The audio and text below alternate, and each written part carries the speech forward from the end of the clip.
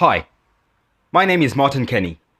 I'm a student of syncretism, which is the science of harmonizing the different teachings, cultures, natural sciences, religions, and philosophies from current schools of thought as well as from the ancient mystery schools. Over the last couple of years, I've dedicated my life to trying to piece together the workings and mysteries of our collective reality. Where are we? What are we? Why are we here? And where are we going?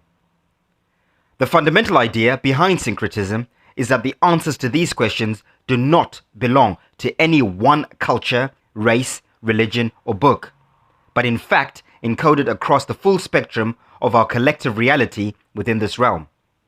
Syncretism also brings together natural physical sciences, philosophical sciences, as well as intuitive or spiritual science to discern universal truth.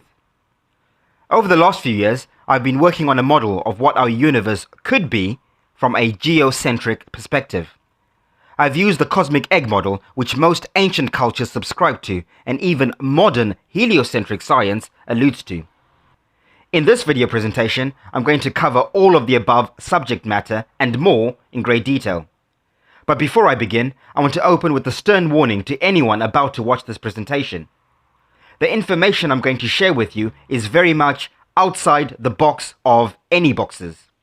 I'm going to unapologetically challenge conventional thinking, belief systems, and popular consensus on many levels. If you still believe in the heliocentric globe Earth model, you are not yet ready for this information.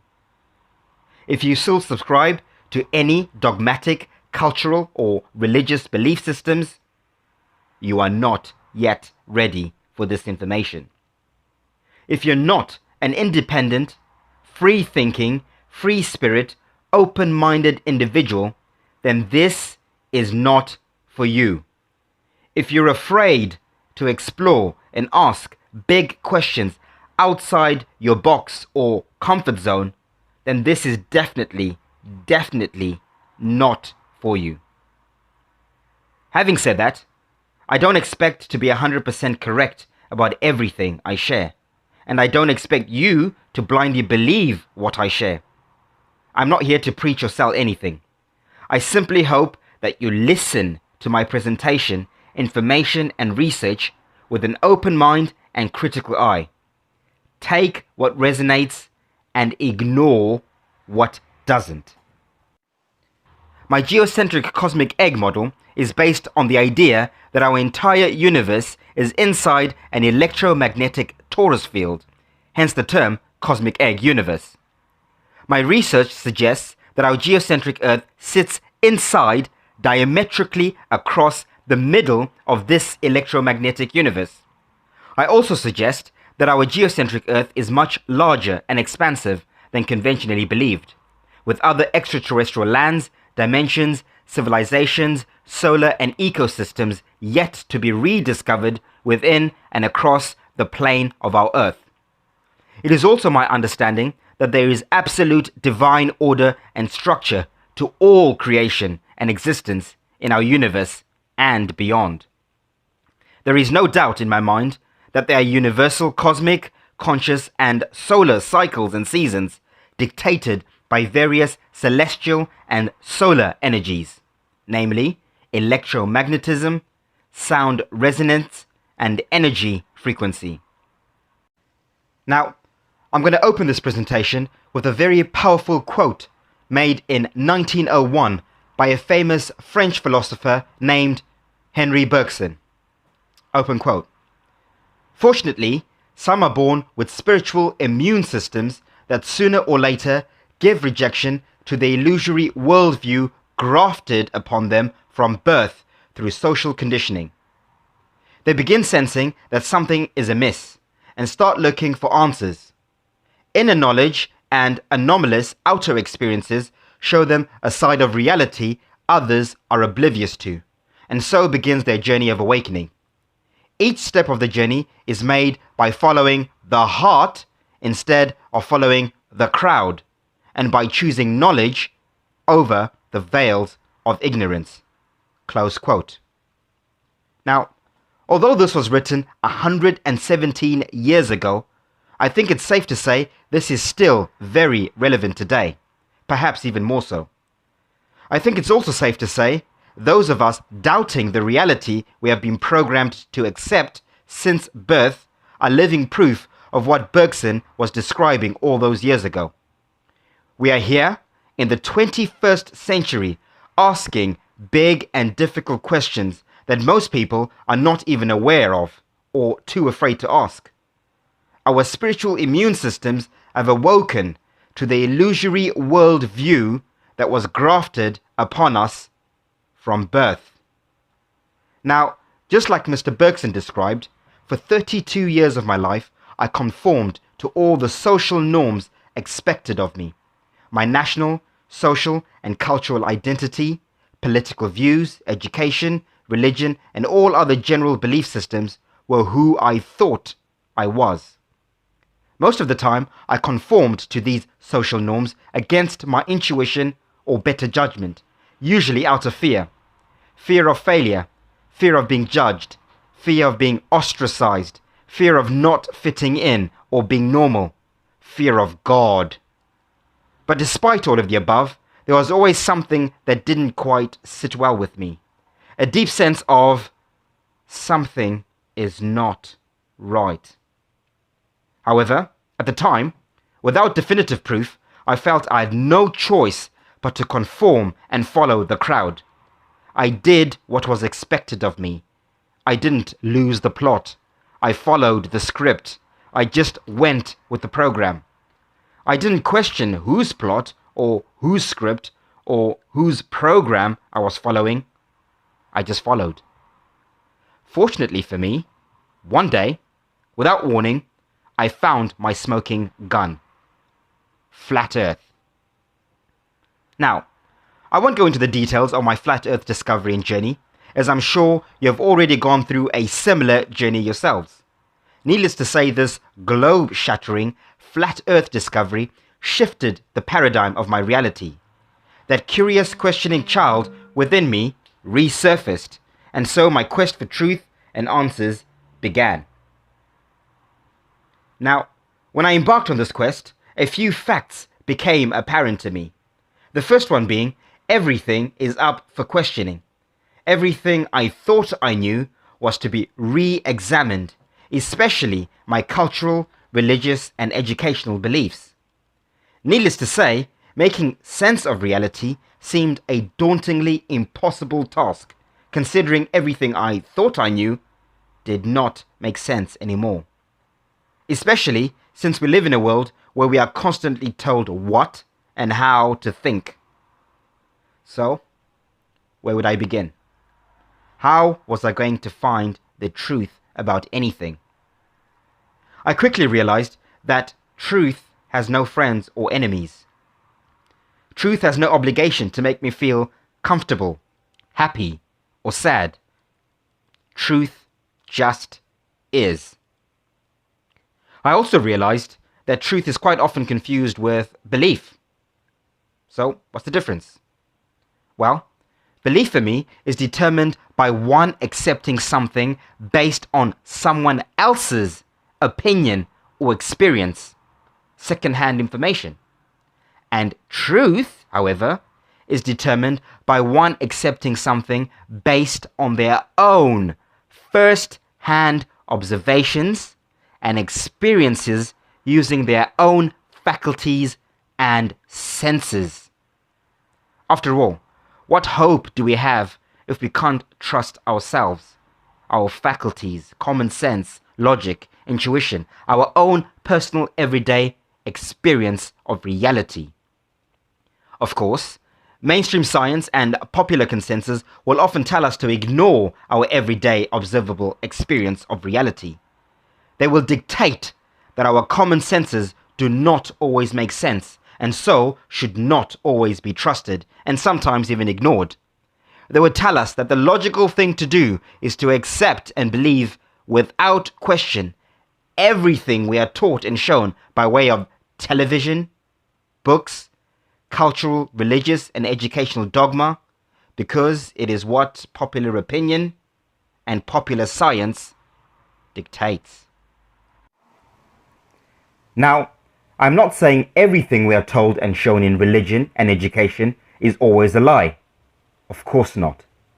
What I am saying is, if what I am being asked to believe does not make sense, is illogical, or does not correlate with my personal everyday experience of reality, then I should unashamedly question it. Which has led me to my next question. Where on earth do I even begin to look for truth? Truth that I can logically discern with my own senses and personal experience of the everyday reality. Well, nature, of course. Nature never lies. Water, wind, the sun and moon, trees, mountains, vegetation, the sky and stars never ever lie. It is only our interpretation of what we observe in the natural world that can be manipulated into a lie. But the reality of observable nature itself does not and cannot lie. Even Albert Einstein himself said, and I quote, "Look deep into nature and then you'll understand everything better." Close quote. Now, nowhere in the natural observable world does water stick to the outside of a rotating or spinning object. Water always seeks to find its level. I can confidently say this because it is what I logically observe with my own common senses within my everyday reality.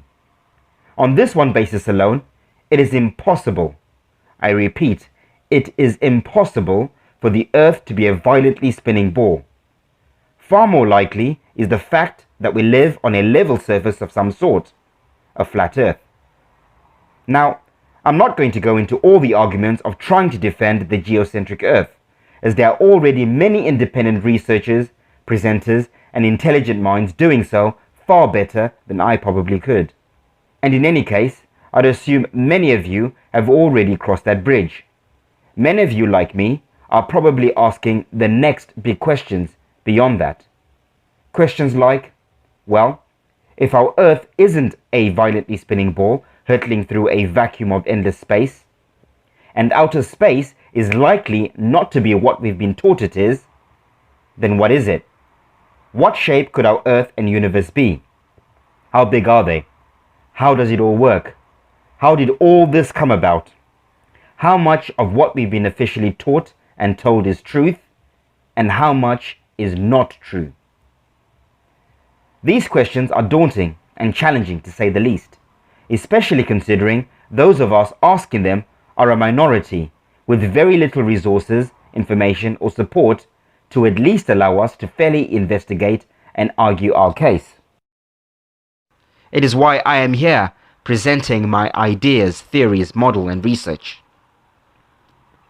At this point, I want to make it very, very clear that whilst I may not be able to factually verify most of what I'm going to share with you, it's also worth considering that my argument is built on the foundation of certain irrefutable, factual, geocentric, flat earth truths.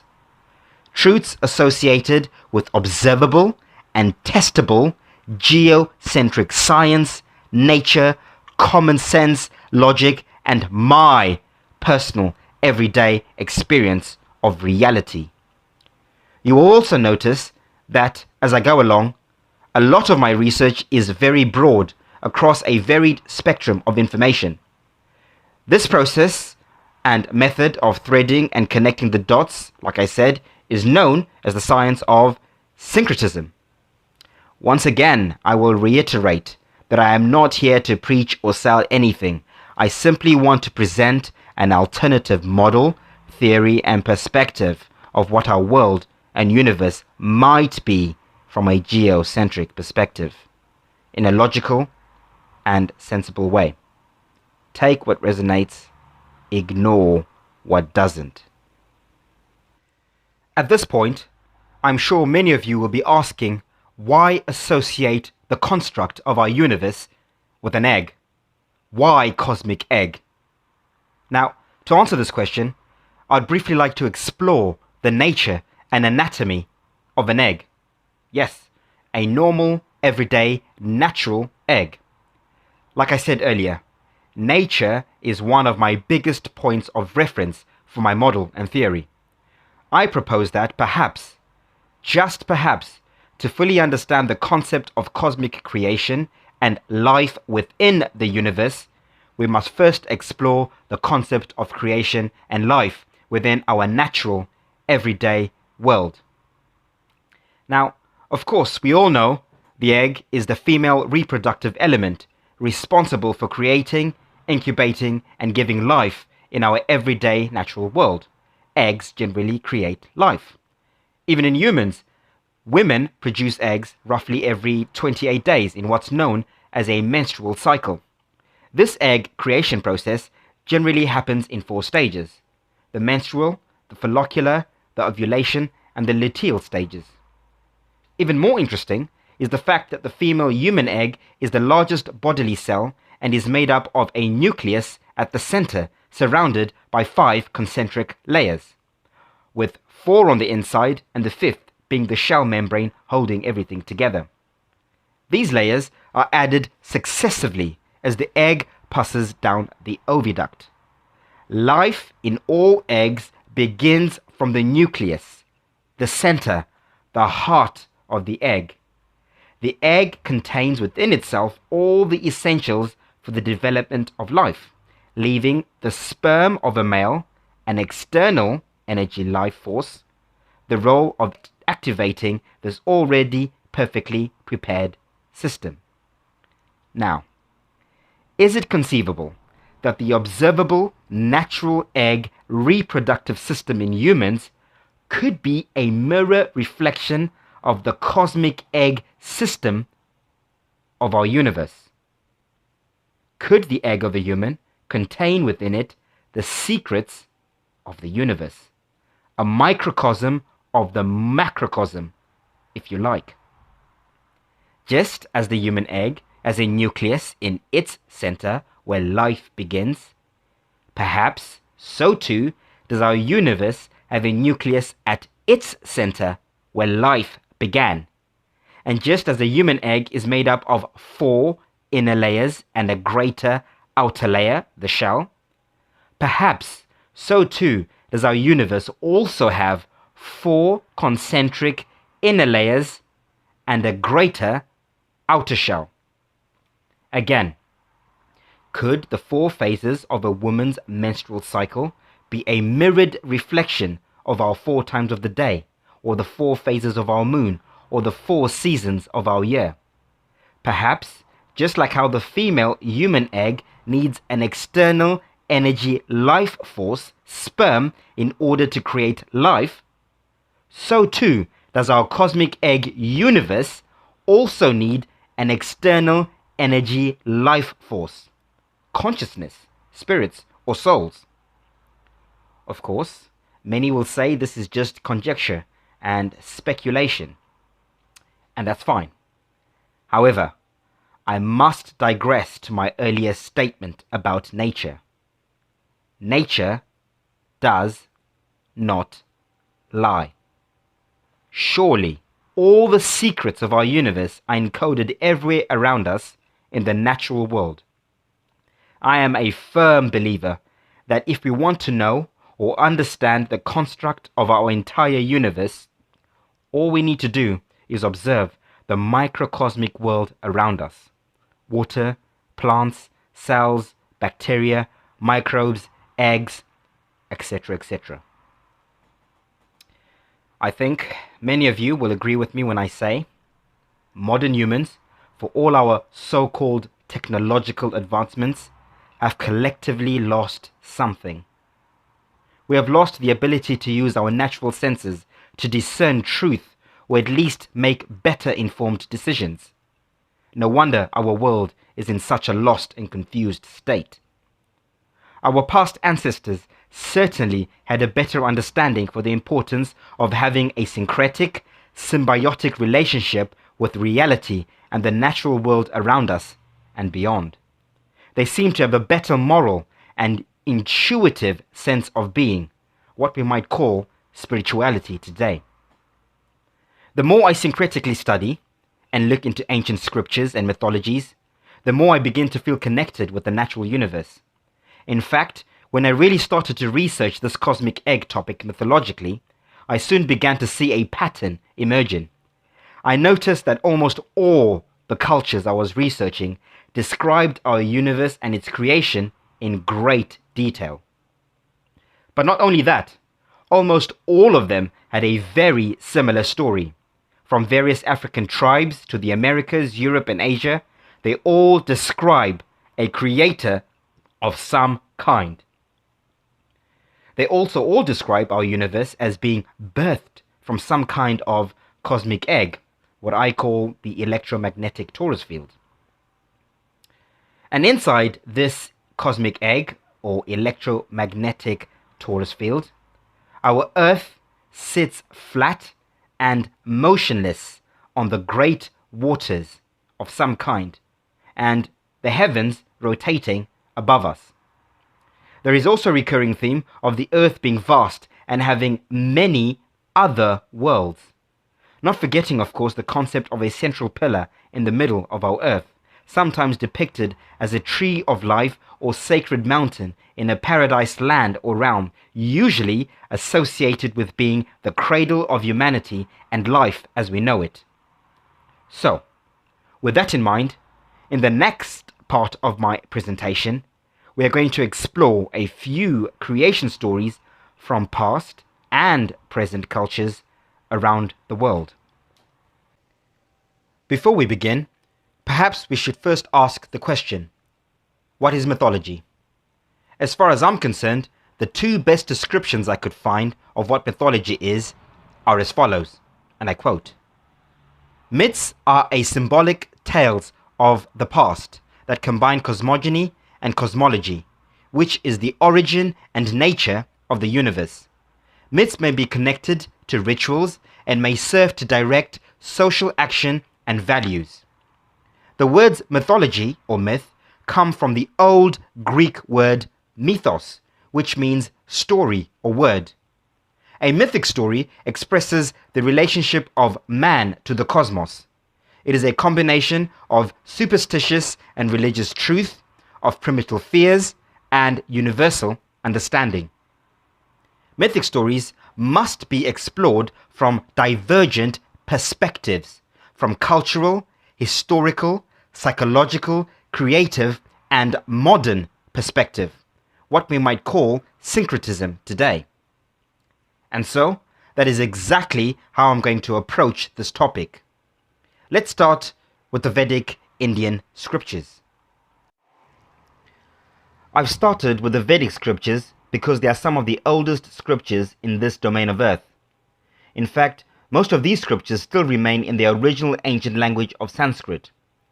According to the Vedic scriptures, our universe is said to be egg-shaped, known as the Brahmanda, which is derived from two words, Brahm, which means cosmos or expanding, and Anda, which means egg.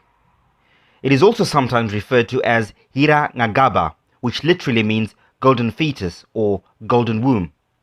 In summary, the Vedic creation story goes, in the beginning there was nothing, then the primal egg was created.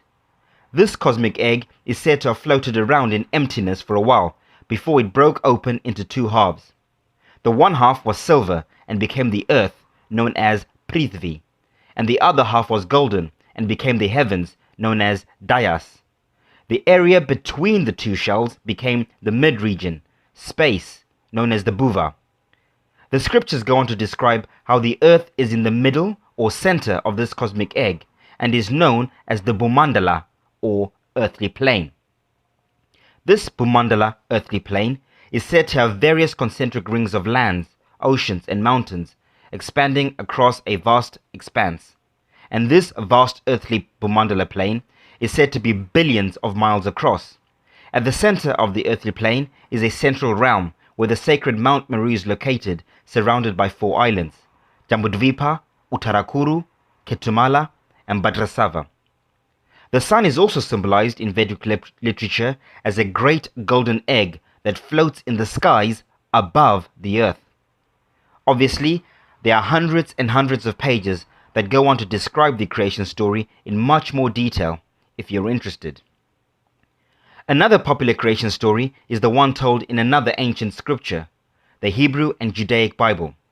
The Old Testament of the Bible opens with a magnificently confident statement, and I quote, "In the beginning, God created the heaven and the earth by separating the waters above from the waters below." Of course, we all know the classical biblical creation story that then takes place over 6 to 7 days, so I won't repeat it. However, what is more interesting is the description of the Garden of Eden, where life is said to have begun.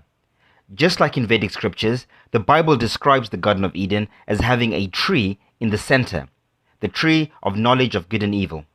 The garden itself is said to be separated by 4 rivers, the Tigris, the Pishon, the Gihon, and the Euphrates. Of course, this world-central 4-island, 4-river paradise with a central pillar in the middle seems to be a recurring theme, not just in these religious texts and mythologies, but even on maps cartographed as recent as the 16th, 17th, and even 18th century. I'm sure many of you will already be familiar with some of these maps circulating on the World Wide Web of information. Next, let's cross over to the ancient Greeks. In ancient Greece, they had a religion known as Orphism. This Orphic religion was based on the idea that all life in the universe began in a silver egg, the Orphic egg. This cosmic egg is often depicted with a serpent coiled around it. The story describes how a golden-winged deity god named Phanes was hatched from this egg, and Phanes then created all the other gods in our universe. Another Greek interpretation is known as the Greek Pelagian creation myth. Even today, there still lives a famous Pelagian poem describing the creation of our universe. It goes as follows, and I quote, "The goddess of all things arose naked from chaos to part sea from sky so that she could dance upon the waves.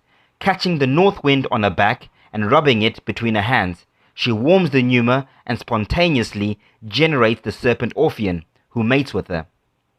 In the form of a dove upon the waves, she lays the cosmic egg and bids Orpheon to incubate it by coiling 7 times around it until it splits into 2 and hatches all things that exist: sun, moon, planets, stars, the earth, with all its mountains and rivers, its trees, herbs, and living creatures." Close quote. So, yet again, we see the number 7. 7 wandering planets, 7 days of creation, 7 days in a week, and now the serpent that coils around the cosmic egg 7 times. Now, I'd just like to add that serpents are also a prevalent theme in ancient mythology. Of course, not literally, but on closer inspection, we realize that serpents often depict energy. And in this Greek mythological scenario, the coiled serpent is no doubt alluding to the electromagnetic torus field of our universe. I will further elaborate as we go along. It's also interesting to note that, just like the Vedic and Bible scriptures, the Greeks also describe the center of the earth, the North Pole, as the cradle of humanity. They call this place Hyperborea, which translates to, and I quote, "place beyond the north wind." This is also where we get the name Aurora Borealis from. The Aurora Borealis is the electromagnetic field or dome above the Hyperborean domain in the North Polar region at the center of the Earth. Again, we will further explore this particular topic further down. Next, let's see what the Chinese and Japanese said about our creation and cosmology. In China, there are various creation myths, most of them revolving around the cosmic egg concept, complemented by the yin and yang philosophy. But perhaps the most popular Chinese creation myth revolves around the story of Pangu. The story goes, before the world came into being, there existed only the cosmic egg that floated unchanging in the void for untold ages. This cosmic egg was perfectly balanced, yin and yang, opposites peacefully existing undisturbed within the chaos of the void. And from this egg, Pangu was born. Pangu then began to fashion the material of chaos into order, separating yin and yang into sky and earth, light and dark, up and down, etc., etc. In modern terms, we might call this the beginning of space, time, and matter. Anyway, Pangu is said to have then been aided by the four creatures who had emerged from the egg with him: the unicorn, the dragon, the phoenix, and the tortoise, which are the four elements: earth, air, wind, and water. Eventually, Pangu dies, and his various body parts become all the physical elements of our universe. However, upon Pangu's death, his breath is said to have entered everything that lives within the universe, thereby creating something known as Tien Tsun, the first cause of consciousness. Of course, this is just a summary. The story goes into far more detail for those interested. In Japan, however, the story begins with the contents of a cracked egg floating like a jellyfish through the void of the primordial waters. From the substance of this cracked egg, many gods were created, the most important two being Izanagi, the male, and Izanami, the female, similar to the Chinese yin and yang concept of duality. Together, these two split the primordial waters, and standing on the floating bridge of the heavens, they leaned down to stir the brine of the sea below them with a lance. The liquid began to curdle and formed an island beneath them. This island, according to the Japanese, is the origin of the human race. Its name was Onogorojima, the island of the congealed drop, or folded valley. Onogorojima is said to be at the center of the earth in the north polar region. The two gods, Izanagi and Izanami, who created this island of Onogorojima, are said to have come down onto it and built a central pillar in the middle of it. And from there, they created all the other earthly islands and gods to inhabit their new world and universe. Once again, there's that recurring theme of a central pillar in the center of the world where life is said to have begun. Exactly like the Vedics, the Bible, and the Greeks, the Japanese also believed that their place of origin was at the center of the earth, this congealed island of Onogorojima. I'm sure you can see the similarities between the crater continent on my model with the Japanese description of Onogorojima. Next, let's cross over to Europe, beginning with the Celtics. The Celtic Druids perceived the cosmos, or universe, as a world tree, with three worlds inhabited by various gods and goddesses. The three worlds within this world tree are the middle world, the earth, the upper worlds, the heavens, and the underworlds below the earth. The middle world, earth, was said to contain four islands with a sacred fifth at its center. This central world symbolized the core or heart of the earth. The upper worlds beyond our realm were known as Gwynfeed, and the underworlds below the earth were known as Abred or Anwin. The space or void surrounding this cosmic tree was known as Cuigent, and the earthly middle world was said to be more connected to the upper worlds than to the underworld. The underworlds were said to usually be located through the sea or places that reach deep beneath the waters. Again, you can see this parallel on my model. The Celtic myth goes on to describe how, when all the realms are in harmonious balance, the three worlds connect straight down through their centers with the energy of Noife. Noife's bright energy is said to be a scepter of light that goes straight down and up through the center of the world tree, surrounding the entire cosmology of our universe. I will come back to this particular subject of Noife in the last section of my presentation. For now, let's move on. Still in Europe, let's visit the Norse of Scandinavia.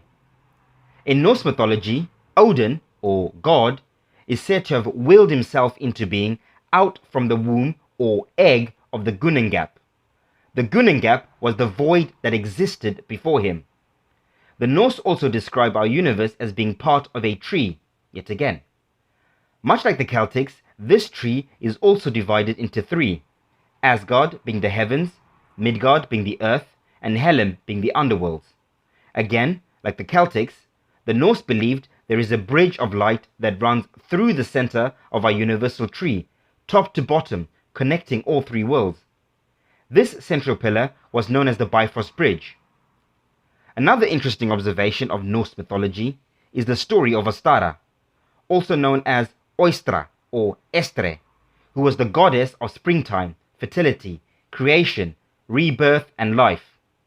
Perhaps this is where our modern concept of Easter eggs comes from. Next up, not far from the Norse, we have the Finns, or Finnish people.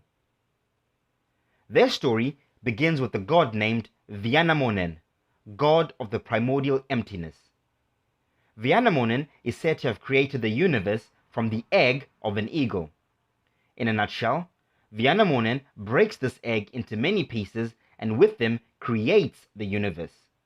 The story goes on to describe how, and I quote, "In the old days, the lands of the peoples of early earth was surrounded by waters, and above the land arched the mighty vault of the sky, which was held up by a cosmic tree located at the center of the world." Yet again. This central column was attached to the pole star around which the universe rotated.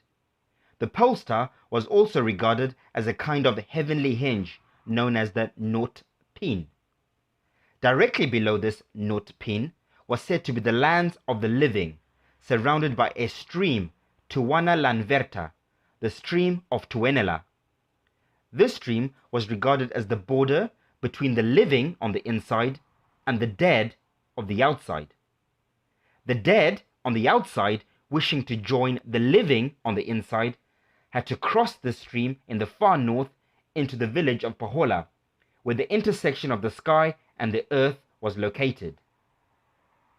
Now, according to the Finns, before reaching Pohjola, the dead seeking life would first need to defeat a no man's land, the land of Lintu Kotolinen, home of the birds. This is an interesting statement, considering it is a well-known fact that even today many birds are said to fly north during winter. Perhaps they are flying to this northern no man's land of Lintu Kotolinen described by the ancient Finnish. I personally think these no man's lands, or Lintu Kotolinen, are the Arctic boundary mountains surrounding the central domain. And Pohjola was, or is, most likely one of the first villages within this central domain. With so much detail, you can see why the Finnish cosmic mythology is certainly one of my favorites. So, now we've briefly explored Vedic Indian scriptures, the Bible, Greek, Chinese, Japanese, Celtic, Norse, and Finnish mythology. And I'm sure you can see the very obvious similarities in all their creation stories and descriptions of our universe. Is this a coincidence? Perhaps. For now, let's continue. Next, let's get out of Europe and head to the Middle East, ancient Persia in particular. In ancient Persia, they had a religion known as Zoroastrianism, also known as Mazda Yajna.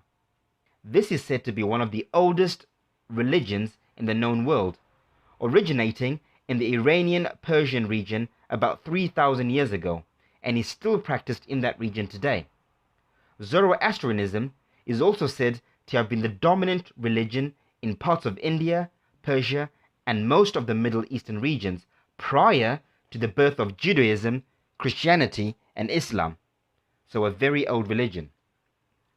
The most important teachings of this religion are found in scriptures known as the Avestas. According to these texts, in the beginning, Ormazd, or Mazda, the creator, dwelt on high in pure light, and Arman, or Angra, the destroyer, dwelt in the depths of darkness.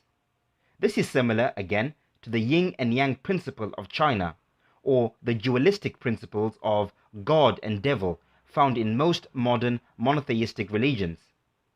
Anyway, between these two gods was the void. The two opposing gods then battled for control of the universe, eventually resulting in a truce that led to co-creation between them. This cosmic creation saga unfolded in 7 stages. First was the creation of the skies, via Rhea, which are said to have enclosed the world like the shell of an egg. The second creation was water, Hawar Vatat, which filled the lower half of the egg. The third creation was the earth, Arma Iti, shaped like a disc floating on the primeval waters. And on the earth stood the fourth, fifth, and sixth creations, all things that dwell upon, above, and within the earth. And finally, the seventh creation was fire or spirit, Arda Wahist, which gave life to all of God's creations. All of this was said to be protected by the great tree of life at the center, once again. And this tree of life was said to have been protected by Umardad, the first man, who was made in Mazda, or God's very own image. You can clearly see how the Bible and Quran mirror the Zoroastrian Avestas. Still in the Middle East, we move to Syria, a very hot topic at the moment. The ancient Assyrians were very closely related to the Zoroastrians. In their mythology, it was a fish which pushed ashore from the river Euphrates an egg containing their goddess Atargatis, and from it she was hatched. Atargatis was considered the divine feminine great mother and fertility goddess of the three worlds being the heavens, the earth, and the waters below. Much like all the other mythologies, the Assyrians believed life began at the center of the world, where the tree of life is located. Of course, the story is much broader, but for the sake of time, I will move on. What about the ancient Americas? What did they have to say about the creation and construct of our universe? Let's start in North America with the Zuni tribe. The Zuni tribe are peoples native to the Zuni River Valley of North America, in what used to be Apache native land, and what is today the state of New Mexico in the United States. According to the Zuni creation myth, in the beginning was nothing but the great space of the ages, complete void of darkness and emptiness. And in this void, only God, Awa Nawalona, existed in peace. One day, Awa Nawalona, through thought alone, contained himself in the form of a sun. And within this sun form, he came to be the brightness that lit the dark void. Awa Nawalona then formed the seed that created the two worlds of our universe, heaven and earth.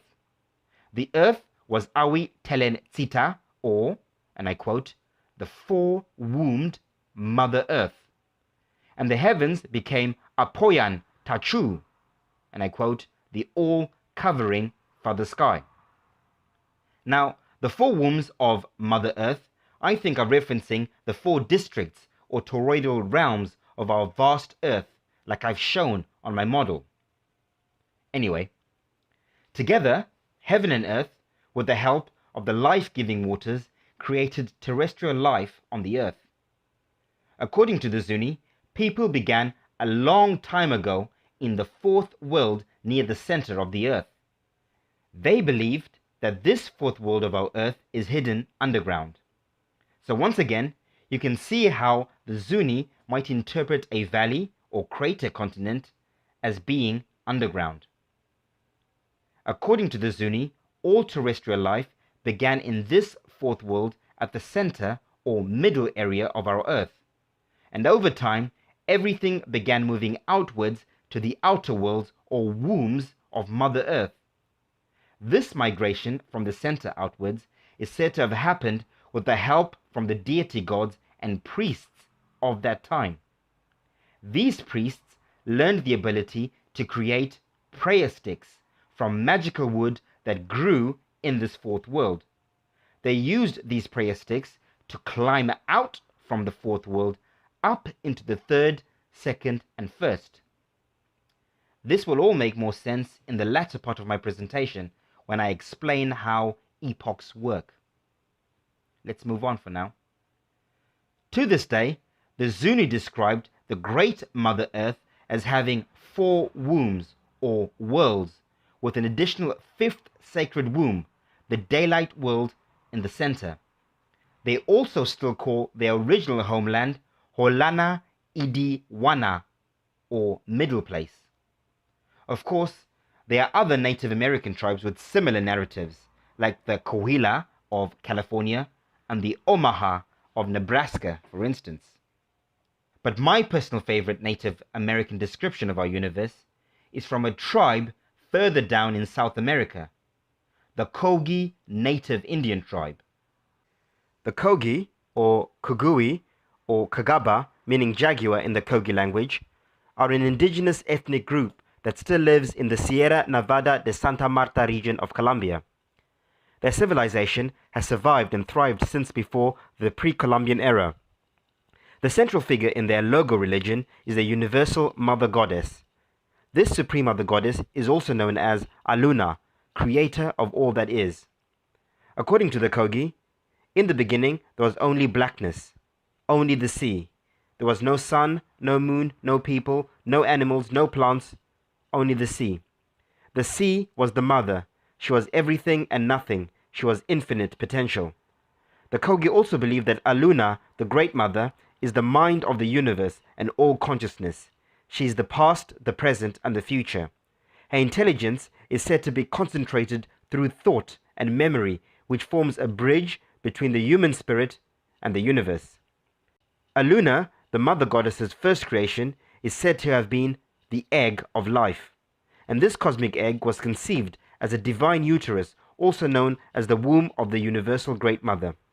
And from this womb and egg, all things that exist in the whole universe were created and continue to exist.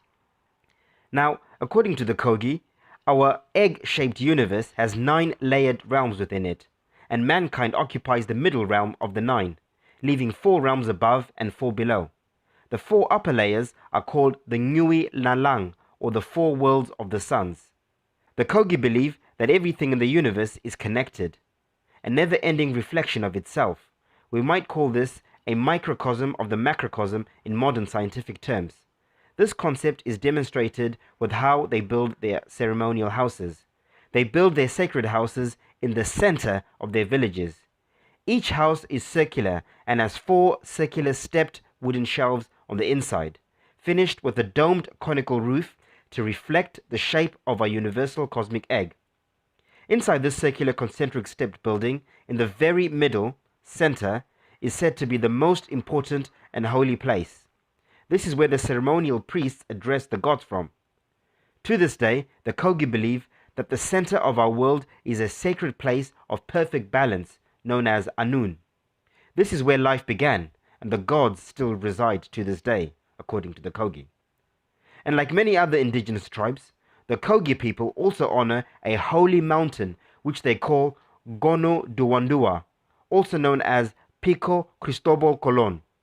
They believe that this mountain is, and I quote, the heart of the universe. Now, as you can see, the Kogi are very clear in their description and depiction of the universe. But what I like most about the Kogi is the fact that their mythology is not an ancient one, but still lives to this day. So now we've been to ancient Asia, Europe, and the Middle East. And as you can see, all these ancient cultures are singing from the same verse when describing the creation and construct of our universe.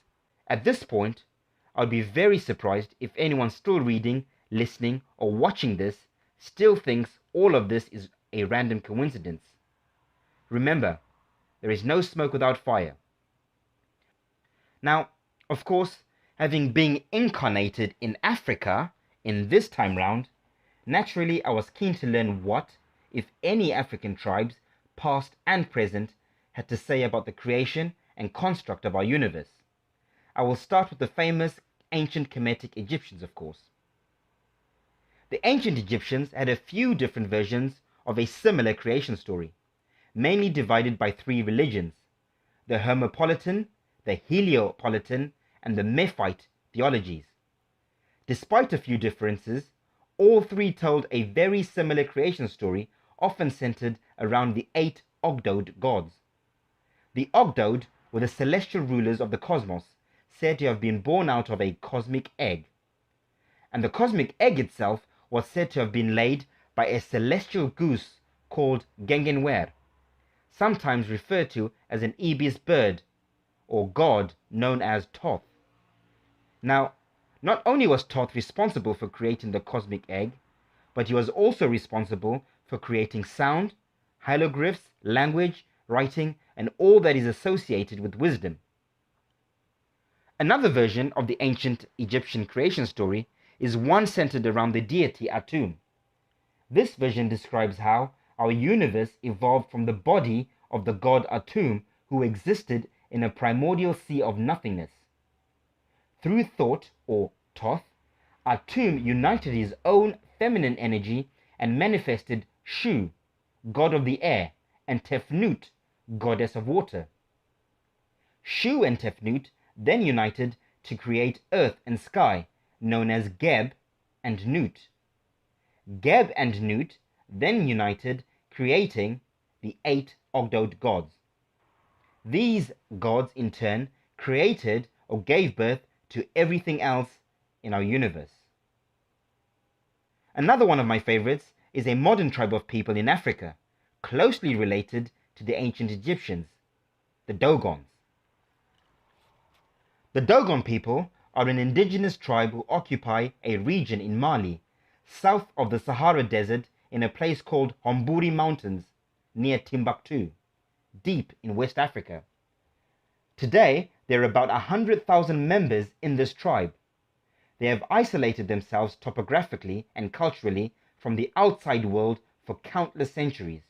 And so, like the Kogi of South America, the Dogons of Africa have kept most of their culture and traditions intact. Their mythology still lives and thrives today. The Dogon are said to be direct descendants of the ancient Great Egyptian Empire.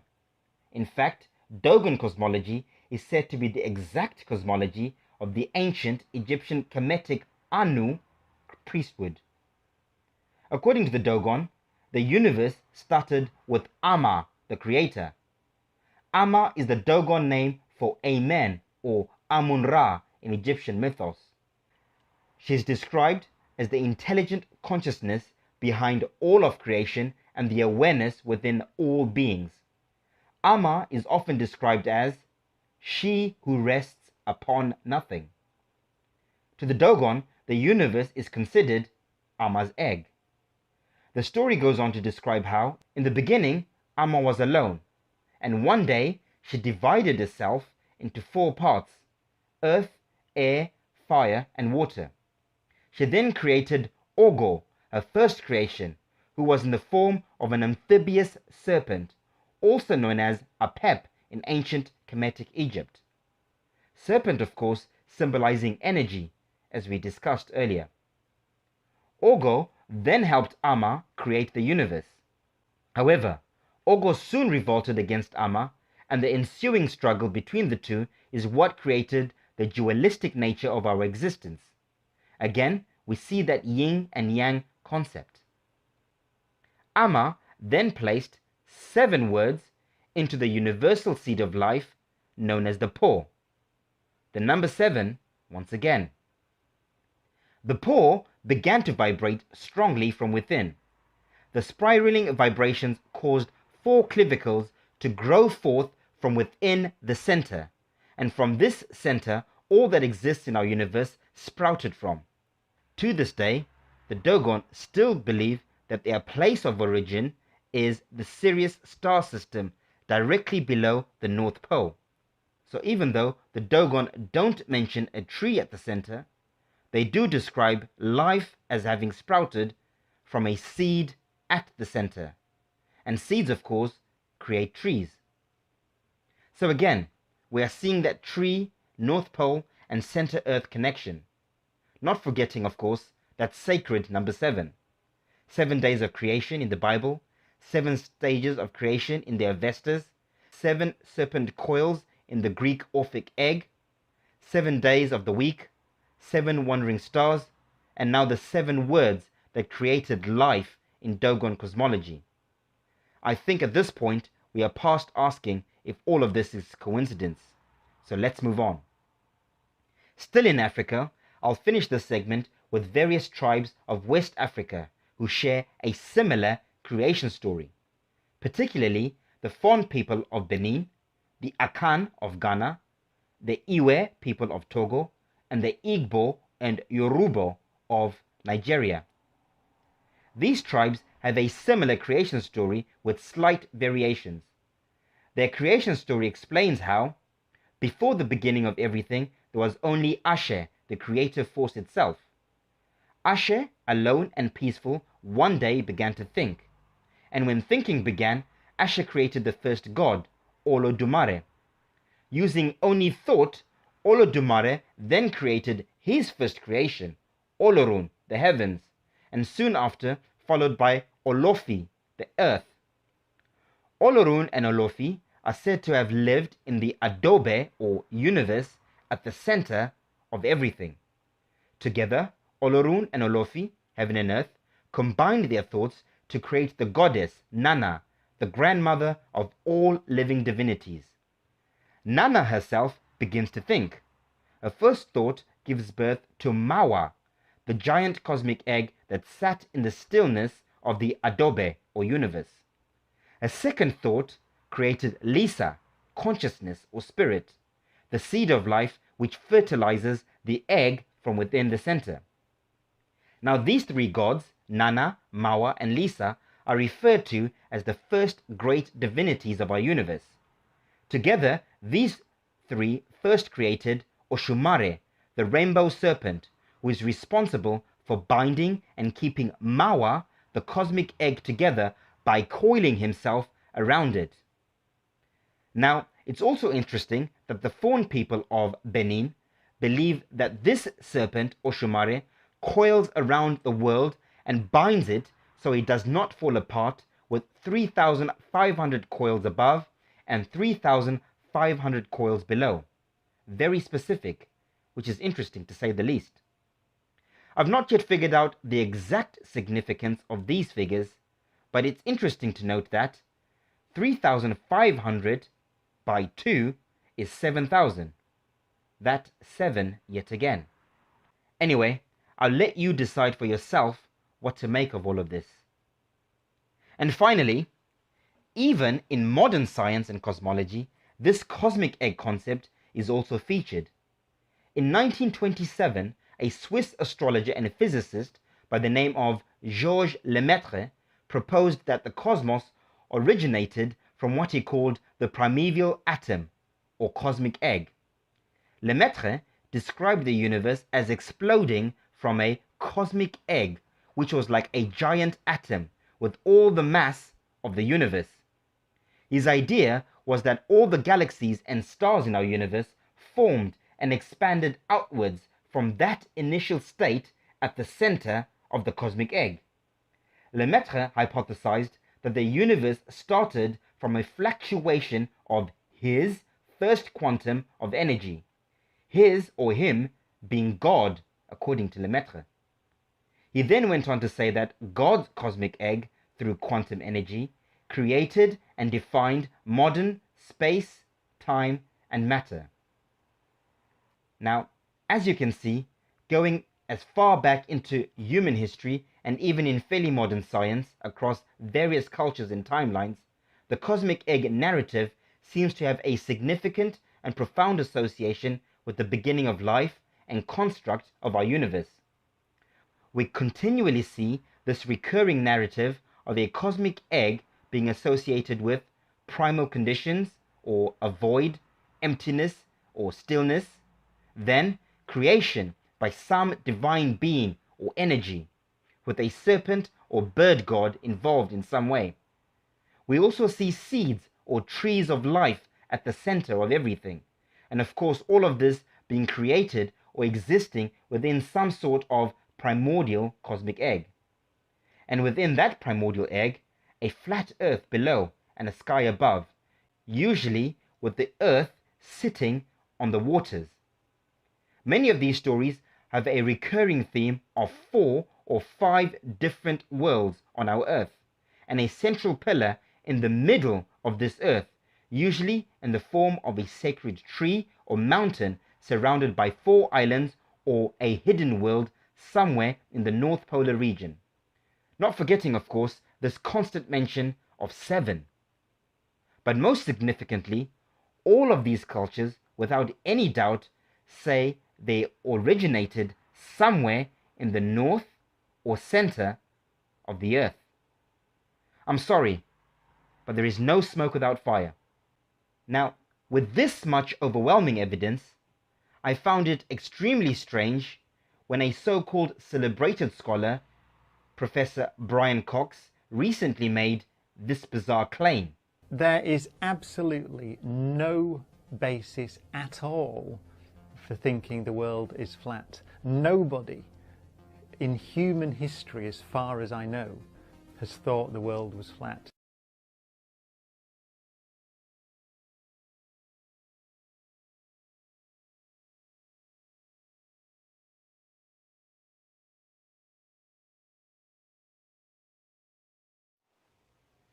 With that in mind, I will end this segment with another great quote made by a famous educator and author, Alvin Toffler, who in his book The Futurist said, and I quote, "The illiterate of the 21st century will not be those who cannot read or write, but instead those who cannot learn, unlearn, and relearn."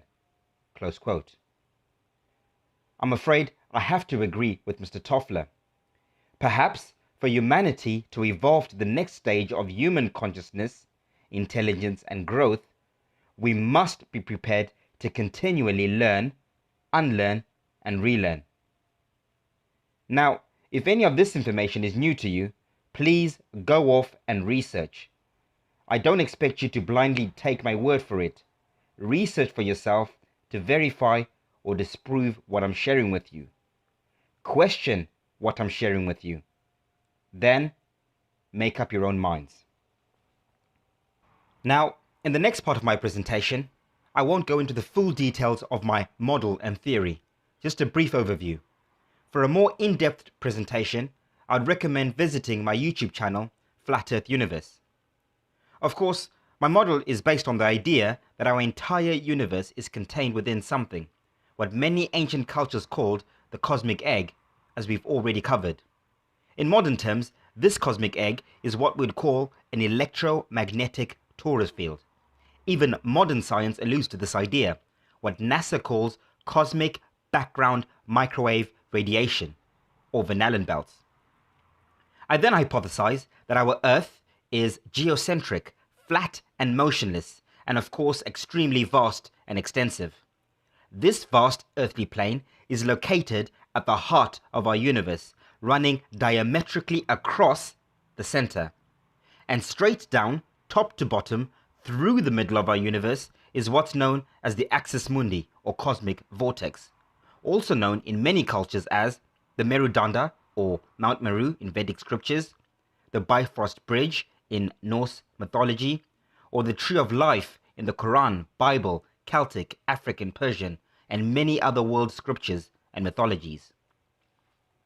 My research then divides this vast earthly plane into 4 circular concentric rings, each ring encompassed within its own spherical electromagnetic torus field, much like the 4 inner layers of an egg in the natural world, with the outer torus field being the shell that holds our entire universe together.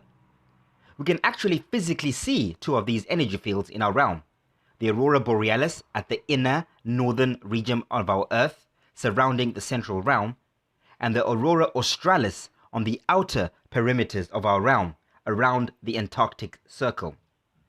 Each of these rings of lands are separated by various geographic elements, various mountains, oceans, and energy fields. Of course, many will be familiar with the Antarctic ice wall on the outer southern perimeter of our domain. And I believe there is also an Arctic wall around the inner central region of our domain. Naturally, all these different realms beyond these various barriers are most likely different dimensions, oscillating at different frequencies with their own weather, eco, and solar systems, their own suns and moons. Saturn and Jupiter on the outermost realm, Mars and Venus within the next realm, our sun Apollo and moon Artemis within our realm, and Mercury at the center being the exception, androgynous, both a sun and moon. There is a lot of mythology and confusion around this inner central sun of Mercury, what I believe is sometimes referred to as Planet X, Nibiru, or the Black Sun. We will further explore this inner sun later in my presentation. My research also suggests that this central realm is currently an indrawn four-island continent hidden under the fog and clouds of the North Polar region. This is what is sometimes referred to as inner Earth. This inner central realm of Earth is described in many scriptures, religions, and mythologies as the cradle of humanity and life as we know it, as we saw in the mythology section of my presentation. This place is also known as the Garden of Eden in the Bible and Quran, Bata Vasha or Shambhala in Vedic scriptures, Arcadia in Egyptian mythology, Hyperborea in Greek mythology, Midgard or Middle Garden in Norse mythology, and so on and so on. Naturally, the laws of symmetry would dictate that as above, so below, which is why I hypothesize that the underside of our Earth is also a concentric circular pyramid. This underside is what we sometimes refer to as hollow Earth. Now, this entire Earth, top and bottom, sits on the waters of the Great Deep or Gabadoka Ocean, as it's known by the Vedics. Most interestingly, I couldn't help noticing how the Earth on this model looks like a giant ship floating on waters. This makes me wonder if perhaps this is where the concept of admiralty or maritime law is derived from. Perhaps early linguists and lawmakers knew our Earth is a giant ship floating in the cosmic waters of our electromagnetic universe. Yes, I am saying the Earth we live on is like a giant ship. And this earthly ship has many citizens. We are all citizens of this mothership we call Mother Earth. Of course, like any large ship, there are many different ports to pass through. And like any large ship, there are many captains and craftsmen to help keep everything ship shape. However, there are also many kings who rule over the various domes or domains on this ship, which is where kingdoms and kingship comes from.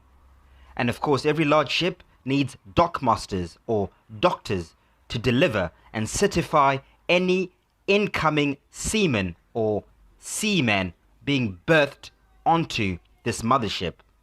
Now, I could go on and on to show the clear parallels between maritime law, language, and my model.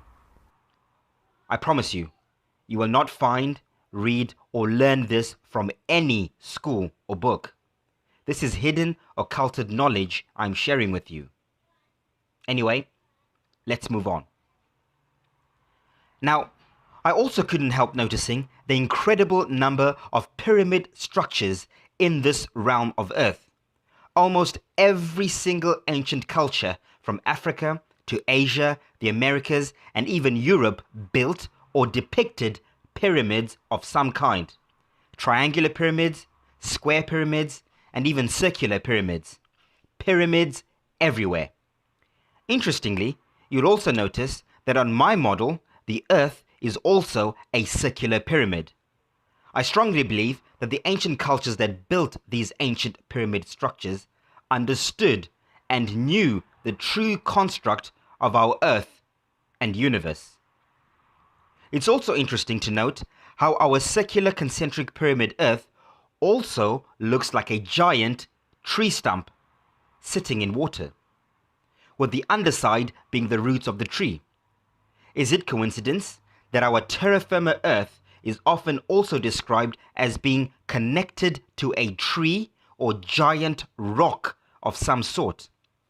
Also, many of you will be familiar with the concept that all mountains today are simply petrified wood that used to be giant trees. Which then begs the question, is the Earth we are living on a huge mountain or ancient tree stump that was once an actual physical megalithic cosmic tree, with its trunk being at the center, the axis, now Mount Meru? Obviously, I can't say with 100% certainty that this is the case, But as you can see, the evidence is quite compelling. Now, above the Earth, of course, is the firmament, or sky, with all the observable star systems, constellations, and various other heavenly bodies rotating above us like a giant clock, with Polaris as the central pin, or dial. Naturally, many of us now know that these heavenly places are not accessible to us in this physical mortal state. One would need to be a spirit, an angel, an angle of light, or a star to transverse these heavenly realms. We will further explore this concept later in this presentation. For now, it's also worth noting that many scriptures and mythologies say we are not the only cosmic egg or torus universe. There are apparently many other cosmic egg universes in the multiverse, which also makes sense to me. I think it would be naive and arrogant to limit creation. Why limit creation? Why limit space and time? Why limit anything? After all, if energy, space and time are limitless, why should matter be limited? Well, again, that's just my opinion and perspective.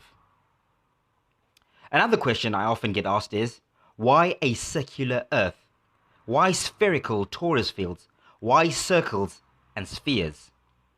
Well, mainly because that is what nature dictates. All natural physiological structures and constructs in our everyday observable world are made up of curved, circular, and spherical shapes, verified by various observable and scientific mathematics like the Fibonacci sequence, pi ratio, helix, and vortex mathematics. So why? Why should Mother Nature herself, Mother Earth, be any different? However, that's not to say other shapes do not have a place or significance within our construct and reality. Tesseracts, hypercubes, decastructures, and many other complex angled structures are all integral elements of both our physical and metaphysical world. Many scientists and mystics hypothesize that whilst our natural physical world is predominantly curved and circular in nature, our metaphysical world is predominantly angled structures. Perhaps this is where a concept like angels comes from. Perhaps an angel is simply a conscious, higher dimensional, angled being of light, a soul, spirit, or star.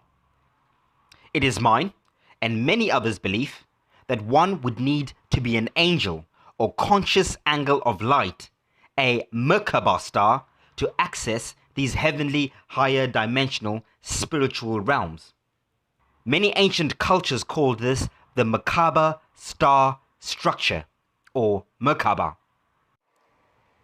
Now, of course, numbers also play a significant role in our reality.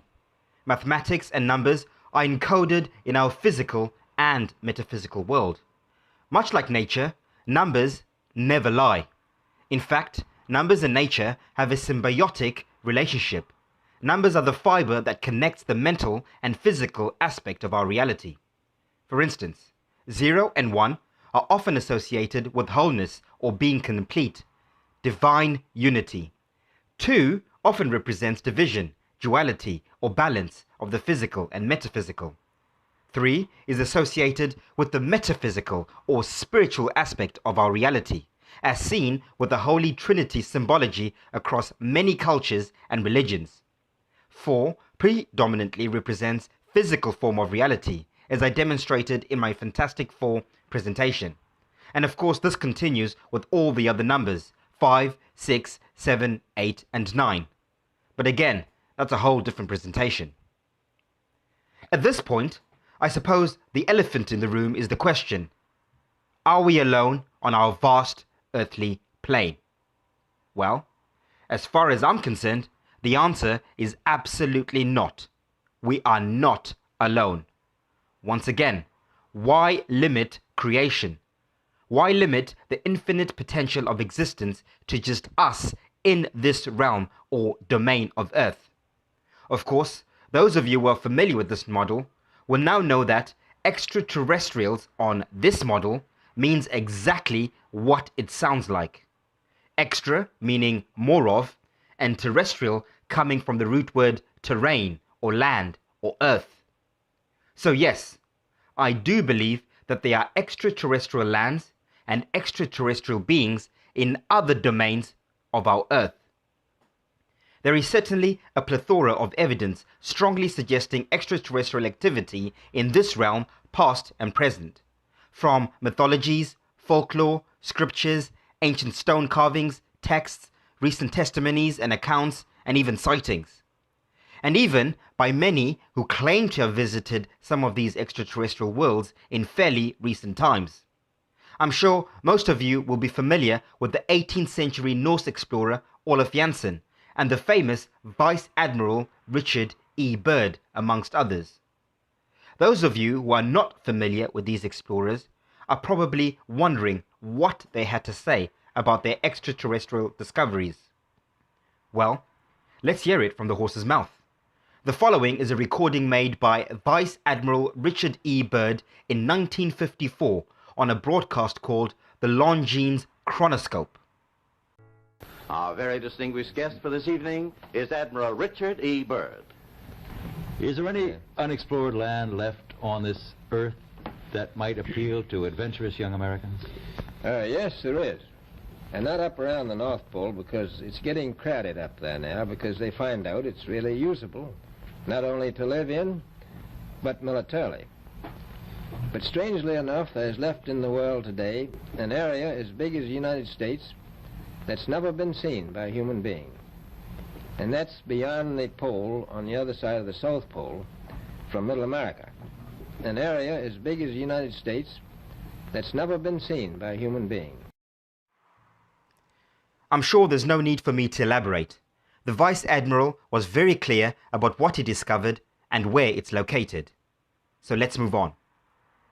Many of you will also be familiar with archaeologists and anthropologists like Eric van Daniken, Graham Hancock, Giorgio Tsoukalos, David Wilcox, and Michael Tellinger, amongst others, whom have all spent a large part of their lives researching and investigating extraterrestrial activity in our realm, past and present.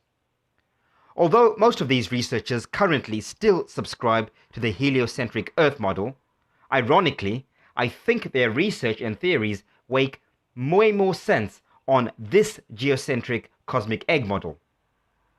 Anyway, given the overwhelming evidence, it is certainly my understanding that these extraterrestrial domains, lands, realms, and dimensions are inhabited by many extraterrestrial beings, civilizations, cultures, and races, all with varying degrees of conscious and/or technological advancements, dependent on various cosmological factors like cosmic cycles, seasons, and ages, all of which I will further elaborate on in the final segment of my presentation.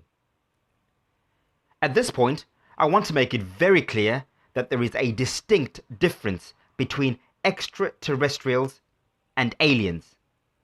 Whilst I subscribe to the notion that there are definitely various races of extraterrestrial beings, I do not subscribe to the idea of aliens, certainly not in the form portrayed to us in modern popular culture. As far as I'm concerned, extraterrestrial beings are humanoid and closely related to us, human beings. I'm sure you're all familiar with the various historical and mythological names that have been used to describe some of these extraterrestrial beings and civilizations, past and present. Races of beings such as the Polarians, the Hyperboreans, the Lemurians, the Atlanteans, the Aryans, Reptilians, Pleiadians, Arcturians, etc., etc. Now, I would argue that most, if not all these races are not just mythological, but actually currently existing races of beings and civilizations across the plane of our vast geocentric universal Earth. However, aliens, on the other hand, particularly as they are portrayed to us in popular culture, are most likely inorganic, artificial, or genetically engineered constructs. I think distinguishing between the two is extremely important, more so in the near future when disclosure happens as I will further explain in the final segment of my presentation. For now, let's stay on track. Now, it's also worth mentioning that all of this is obviously not random. There is most definitely structure and order to our universe. Natural biology, chemistry, physics, mathematics, and cosmology are all too finely balanced to just be random. Everything in existence is divinely created and structured. Now, obviously, for universal order to exist, then logically there has to be universal laws that govern this order. These are what are known as the 12 universal laws. The law of oneness, the law of vibration, the law of action, the law of correspondence, the law of cause and effect, the law of compensation, the law of attraction, the law of perpetual transmutation of energy, the law of relativity, the law of polarity, the law of rhythm, and the law of gender. These universal laws are also sometimes referred to as spiritual laws, as their governance transcends both the physical and metaphysical. Everything in our entire universe, top to bottom, is governed by these spiritual universal laws, regardless of whether we're aware of them or not. Below universal laws, we have what's known as natural laws. Natural laws predominantly govern the physical world, the natural order of things on our entire vast earthly plane. Every earthly realm, domain, and dimension abide by and are equally affected by the same universal natural physical laws. Of course, both universal and natural laws are unbiased and totally fair. They work for or against everyone and everything, regardless of whether we're aware of them or not. Just like the sun shines on everything and everyone equally the same, good and bad. Many wise esoteric researchers, mystics, teachers, and writings tell us that understanding and living within these universal and natural laws creates balance and harmony, whereas ignorance or perversion of these laws does the exact opposite. Now, of course, we all know there are many other laws as well. Below universal and natural laws, we have common laws. Common laws are uniquely subject to each individual earthly realm or domain, meaning each one of these 4 realms, domains, or districts, if you like, individually agree upon their own laws, determined by the things they have in common amongst themselves, hence the term common laws. And so, since common laws are created by the dominions or beings of each domain, they are also known as man-made laws. Of course, in this realm, these man-made or legal laws trickle further down to government laws, then state, district, council, all the way down to your local municipality laws, and so on and so on. Unfortunately, many of us are not aware of spiritual, universal, natural, and sometimes even common laws. In this domain, we are all ignorantly restricted to man-made laws, and this is no doubt by design. Those in positions of power are in those positions because they understand these fundamental concepts. Remember, knowledge is power. However, having said that, there is a time and place for everything, a reason and season for everything. Which brings me to my last, and I think most important part of my presentation, the who, how, and why of all of this.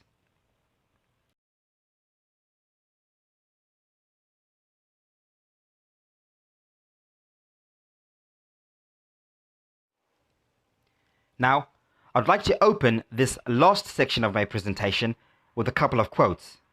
One biblical and the other a prophetic quote made by the Hopi native Indians of North America. Biblical quote is from the book of Ecclesiastes 1:9-10. And I quote, "All things continue the way they have been since the beginning. What has happened will happen again. There is nothing new here on earth." And the native Hopi prophecy says, and I quote, "When the earth is ravaged and the animals are dying, a new tribe of people shall come unto the earth. This new tribe will be of many colors, creeds, and classes, and their actions and deeds shall make the earth green again. They will be known as the warriors of the rainbow. Close quote. Now, these two quotes are not unique. Many ancient cultures, mystics, scriptures, and mythologies describe human evolution and time not just as a physical process, but more importantly, a conscious, cyclical process. Everything always goes full circle. That includes time, energy, seasons, and even all conscious life. Like I said earlier, and as you can see on my model, there are different realms, domains, civilizations, races, cultures on our entire earthly plane and within our universe, all experiencing this circle and cycle of life. Naturally, there is a process as to how all this expansive variety of existence came about and continues to be. And this is what I'm going to attempt to show and explain to you in this last part of my presentation.